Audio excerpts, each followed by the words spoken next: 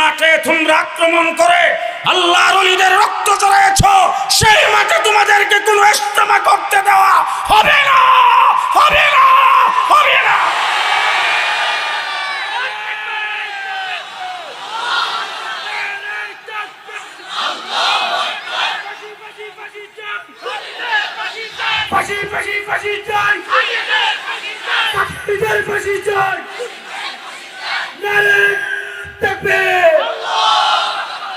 গতকাল যে আক্রমণ হয়েছে তার আগে এই গেটে পুলিশের পাহারা ছিল, সেই পুলিশের পাহারা কারা সেখান থেকে পুলিশকে হটাইছেন তাদেরকেও খুঁজে বের করতে হবে।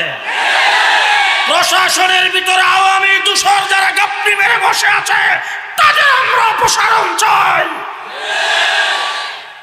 বাংলাদেশ মুসলমানের দেশ, আস্তে কয়েন মানুষের জন্য না শুনে, দেশটা কার দেশ?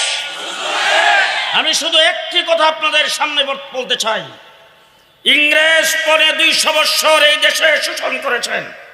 ইংরেজ যখন এই দেশ থেকে বিতাড়িত হয়েছে, দ্বিজাতি তত্ত্বের ভিত্তিতে দেশটা 2 ভাগে স্বাধীন হয়েছে, একটার নাম হিন্দুস্তান, আরেকটা হলো পাকিস্তান।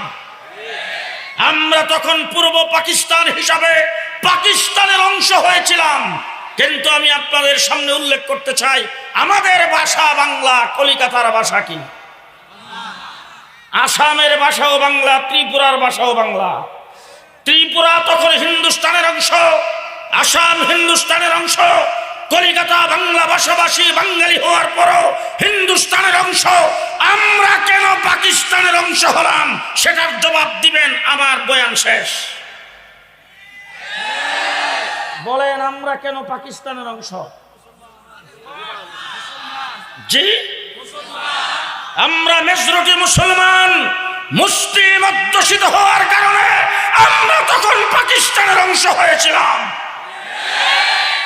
আজকে একটু তাকিয়ে দেখেন কাশ্মীরের দিকে, 70-72 বছর যাবৎ স্বাধীনতা আন্দোলন করে, 70 বছরেও তারা স্বাধীনতা অর্জন করতে পারে নাই। 40 বছর যাবৎ আসাম স্বাধীনতা আন্দোলন করছেন, স্বাধীনতা অর্জন করতে পারে নাই। ত্রিপুরা স্বাধীনতা আন্দোলন করছেন 40 বছর, তারা স্বাধীনতা অর্জন করতে পারে নাই। আমরা মুসলিম অধ্যুষিত হয়ে যদি পূর্ব পাকিস্তান না হতাম, আমরা 70 বছর আন্দোলন করে স্বাধীনতা অর্জন করতে পারতাম না।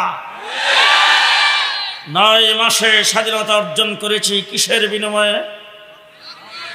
আস্তে আস্তে আস্তে আস্তে আস্তে। কিসের কারণে? আমরা মুসলমান হওয়ার কারণে। ঠিক না ঠিক? 9 মাস আন্দোলন করে যখন আমরা স্বাধীনতা অর্জন করেছি, এরপর থেকে আজকে 54 বছর ভারত আমাদের পেছনে লেগেছেন। আমার দেশের সম্পদ তারা লুণ্ঠন করেছেন।